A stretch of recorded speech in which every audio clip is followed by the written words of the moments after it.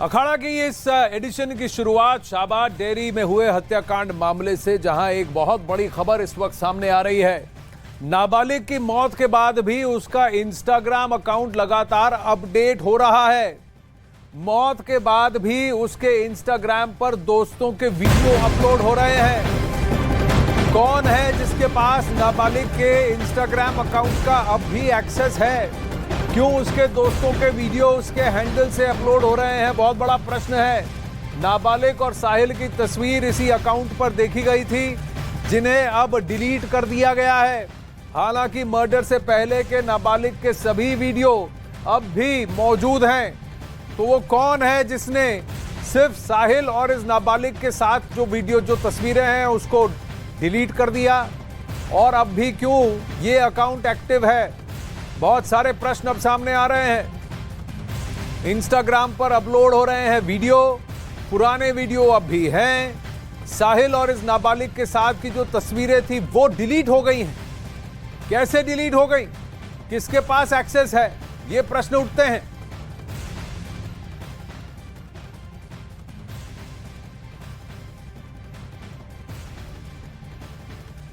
अब वहीं शाहबाद डेयरी हत्याकांड मामले में जांच लगातार जारी है। इस बीच दिल्ली पुलिस की एक बड़ी चूक सामने आई है। एक इंस्टाग्राम अकाउंट को लेकर दावा किया जा रहा है कि यह अकाउंट शाहबाद डेयरी की उसी लड़की का अकाउंट है जिसकी 28 मई को चाकू से गोदकर हत्या कर दी गई थी।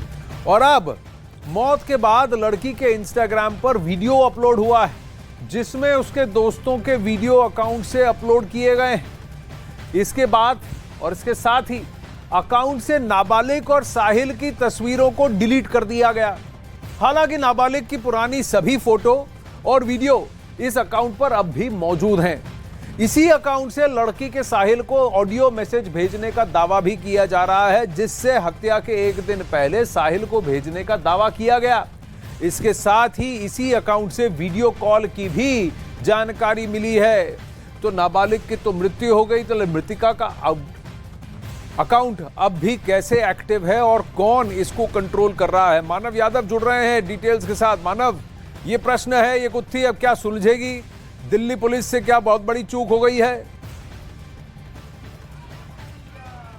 आनंद, देखिए, जब ये घटना सामने आई थी तो सबसे पहले दोनों ही जो हत्यारा जिसको कहा जा रहा है और जो पीड़िता है जिसकी जान गई है, उन दोनों की ही जानकारी उनके इंस्टाग्राम अकाउंट से पता लग रही थी। शुरुआती तौर पर जो तस्वीर साथ में आई थी मृतका की साहिल के साथ, वो इसी इंस्टाग्राम अकाउंट से सामने आई थी। और अभी बीते दिनों एक 7 से 8 सेकंड का एक ऑडियो वायरल हुआ था, तो ये कहा गया था कि इसी इंस्टाग्राम से साहिल को ऑडियो भेजा गया और ये वही इंस्टाग्राम अकाउंट है। तो ऐसे में पुलिस की जांच पर ये सवाल खड़े होते हैं कि जब नाबालिग लड़की की मौत हो चुकी है, वो इस दुनिया में नहीं है, और अगर आप देखें उस इंस्टाग्राम अकाउंट पर जाकर तो 5 दिन पहले के जितने भी उसके महीनों पुराने उसकी रील्स हैं, उसकी वीडियोज हैं, पिक्चर्स हैं, वो सभी उस अकाउंट पर मौजूद है। लेकिन अब करीब 2 से 3 दिन के बाद 1 जून से ये उस पर सिलसिला शुरू हुआ है कि उसके दोस्तों के वीडियो अपलोड होना शुरू हो गए हैं। ऐसे में पुलिस को करना ये चाहिए था कि जितने भी क्रेडेंशियल्स हैं उस अकाउंट से जुड़े हुए, उनको अपने कब्जे में लेना चाहिए, क्योंकि उसी अकाउंट पर यह कहा जा रहा है कि उन दोनों की बातचीत होती थी। अगर बातचीत होती थी तो लोग वहां पर सबूत भी मिटा सकते हैं। तो कहीं ना कहीं एक पुलिस की चूक यहां पर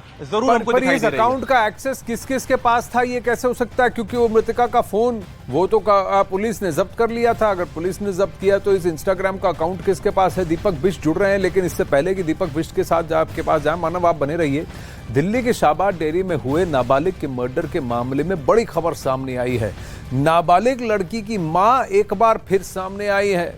नाबालिग लड़की की मां ने न्यूज 18 इंडिया पर जो कहा, उसे सुनकर आप सिहर उठेंगे।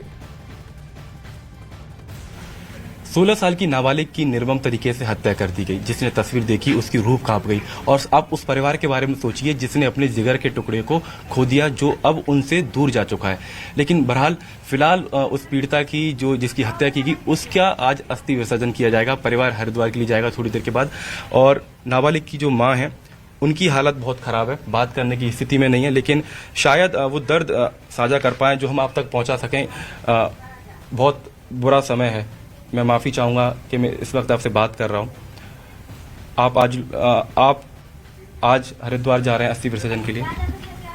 अभी मुझे ये क्लियर नहीं। जैसे कभी कहते हैं लोग हरिद्वार ले जाओ, कभी कोई कहता है कि पास में कर दो, जमुना पार कर दो, यही मुझे बताया जाता, मुझे असलियत नहीं बताया जाता। कि माँ के दर्द लोग सोचते हैं सह नहीं पाएगी, इस वजह से मुझे पूरी बात नहीं बता रहे हैं। एक बेटी को खोने का दर्द माँ से बेहतर कोई नहीं समझ सकता, क्योंकि एक माँ भी कभी ना कभी बेटी रही होती है, और बेटी अब इस दुनिया में नहीं है, 4 से 5 दिन हो गए हैं। कोई ऐसी बात जो बेटी की आपको अंदर ही अंदर ऐसे कचोट रही हो कि काश मेरी बेटी बच जाती? कचोट तो बहुत रही है, क्योंकि अगर उस समाज में जितने आ जा रहे थे, अगर कोई एक पत्थर मारा होता तो मेरी बेटी बच जाती, लेकिन वहाँ कोई इंसान नहीं थे, सब जानवर खड़े थे। आज मेरी बेटी के साथ होगा, कल उनको भी बेटी के साथ कोई करेगा तो कोई दूसरा भी देखते रह जाएगा, ऐसे उनकी बेटी भी चली जाएगी। मैं यही चाहती हूँ। ये दर्द है, मैं समझ सकता हूँ। और देखिए, शायद ये समय बात करने का परिवार से नहीं होता, और जो तस्वीर हमने देखी है वहाँ पर 16 से 17 लोग खड़े हुए थे, तमाशा देख रहे थे, और माँ आज वही कह रही है कि किसी की बेटी के साथ ऐसा ना हो। अपनी बेटी के साथ होता है तो दर्द समझ में आता है। पुलिस की तरफ से कैसा सहयोग आपको मिल रहा है माँ जी? अभी तो फिलहाल सही, लेकिन जब न्याय मिल जाए मुझे तब सबके ऊपर विश्वास रहेगा। न्याय में क्या चाहेंगे, क्योंकि पूरी दुनिया चाहती है कि उस हत्यारे को फांसी हो? फांसी मौत होनी चाहिए उसके, मैं ये चाह रही हूँ सर। अच्छा, गुड़िया के कुछ दोस्तों से मेरी बात हो रही थी, और उन्होंने ये कहा कि साहिल के बारे में वो ज्यादा नहीं जानते, लेकिन कुछ लड़के थे जो उसका पीछा करते थे। कभी उसने बताया उनके बारे में? नहीं जी, मुझे नहीं, मुझे बताते थे दिन आज ही देखना ही नहीं पड़ता। अगर उसको कोई दिक्कत मुझे बताती तो मैं तो हेल्प करती ना उसकी। तो उस नाबालिग लड़की ने अपनी माता को कुछ नहीं बताया, दोस्तों ने काफी सारी बातें जाहिर की, लेकिन मानव एक बात सामने निकल के आता है, जो उन्होंने कहा कि जो लोग वहां मौजूद थे, किसी एक ने उस हत्यारे पर पत्थर भी फेंक दिया होता तो वो भाग गया होता, उनकी बेटी की जान बच गई होती। उन्होंने कहा कि ये सब जानवर हैं, जिस तरह मेरी बेटी मरी है, कल को उनकी बेटी के साथ ऐसा होगा, लोग देखते रहेंगे। बिल्कुल आनंद, देखिए माँ का दर्द है जो हम सभी सुन पा रहे हैं, और माँ का दर्द कुछ इस कदर है। उन्होंने कहा कि बेटी ने मुझे एक दिन पहले आई लव यू बोला, माँ तेरा ऑपरेशन हुआ है और तुझे काम नहीं करना पड़ेगा, इसलिए मैं बड़े होकर वकालत करूंगी, मैं वकील बनूंगी। तो ये सारी बातें उनकी माँ अब बता रही है, क्योंकि एक माँ के भीतर ये आवाजें अब कौंध रही हैं, ये आवाजें गूंज रही हैं, क्योंकि माँ से दूर उनकी बेटी जा चुकी है। तो बेटी की जो कही हुई बातें हैं उनको उनकी माँ याद कर रही है, वो हमारे साथ साझा कर रही थी। तो अब ये दर्द उनके साथ जीवन भर रहने वाला है, और कहीं ना कहीं वो दर्द उनकी शब्दों में बयां कुछ इस तरीके से सबसे बड़ी बात मानव, उस वीडियो में जितने लोग वहां तमाशबीन बने देखे बड़ खड़े थे, उन सबको सामने लाकर जग जाहिर उनके चेहरे करने की आवश्यकता है। उनको इस माँ के सामने खड़े होकर दिखाने की आवश्यकता है कि देखो, तुम्हारी बुजदली और तुम्हारे इस तरह से तमाशबीन बने रहने से, मूक बने रहने से, भीरू बने रहने से एक बच्ची चली गई, एक परिवार पूरी तरह से बिखर गया, उनके जिगर का टुकड़ा ये दुनिया छोड़कर चला गया। दिल्ली के शाहबाद डेयरी मर्डर केस में एक और बड़ी खबर आ रही है। जिस चाकू से नाबालिग लड़की की हत्या हुई थी, उसे दिल्ली पुलिस ने अब बरामद कर लिया है।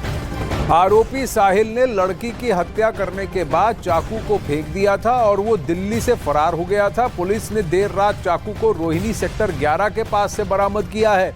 शुरुआती पूछताछ में आरोपी साहिल ने पुलिस को बताया था कि उसने चाकू रिठाला में फेंका था, लेकिन रिठाला में चाकू बरामद नहीं हो सका, यानी आरोपी पुलिस को गुमराह कर रहा था। दीपक बिष्ट जुड़ रहे हैं। दीपक, ये बहुत ही शातिर है, इसका आप चाहे जितना भी साइको एनालिसिस कर लीजिए, एक बात सामने निकल के आती है, इसको पता था ये क्या करने जा रहा है, क्यों कर रहा है, और पुलिस को भी गुमराह भटकाने की कोशिश कर रहा है। बिल्कुल आनंद, देखिए यहाँ पर जिस तरीके से शुरुआती दौर से ही उसने पुलिस को गुमराह करने की कोशिश की थी, कई सवालों के जवाब नहीं दे रहा था, और चाकू को लेकर, क्योंकि मेन हथियार यही था पूरा वारदात में इस्तेमाल होने वाला, और उसको लेकर उसने रिठाला में फेंकने की बात कही थी। जिसके बाद पुलिस की कई टीमों ने रिठाला इलाके में छानबीन करी थी, लेकिन चाकू वहां से नहीं मिला था, और देर रात सेक्टर 11 रोहिणी के पास से चाकू की बरामदगी होती है। तो कहीं ना कहीं इसने पहले से ही पुलिस को कुछ चीजें ऐसी बताई हैं इस पर शक पुलिस को था, और वहीं अब उसके कुछ दोस्तों से पूछताछ की जा रही है जो उस दिन वारदात के वक्त उस मौजूद थे घटनास्थल के आसपास और उसके संपर्क में भी थे। तो पुलिस को ये शक है कि कहीं कोई साजिश के तहत तो ये पूरी वारदात को अंजाम तो नहीं दिया गया, क्योंकि शुरुआती दौर से ही लगातार कई बार विरोधाभासी बयान दे चुका है और पुलिस अब इसके बयानों पर देखिए, पुलिस के अंदर, पुलिस की कस्टडी में चाहे जो भी बयान हो वो तब तक कोर्ट में नहीं एडमिसिबल होते हैं जब तक कि ये बयान 164 सीआरपीसी के तहत नहीं किया गया हो। कहीं ना कहीं क्या ये हत्यारा इतना शातिर था कि अगर मर्डर वेपन नहीं मिला तो कोर्ट में कहीं छूट जाएगा? लोग चाहते हैं इसको मैक्सिमम पनिशमेंट मिले, इसको फांसी की सजा हो, इसका परिवार, मृतका का परिवार चाहता है, लेकिन क्या ये इतना शातिर था, ये बहुत बड़ा प्रश्न है। वहीं दिल्ली में लड़की की बेरहमी से हत्या मामला में साहिल के बदलते बयान की वजह से एक उलझी हुई गुत्थी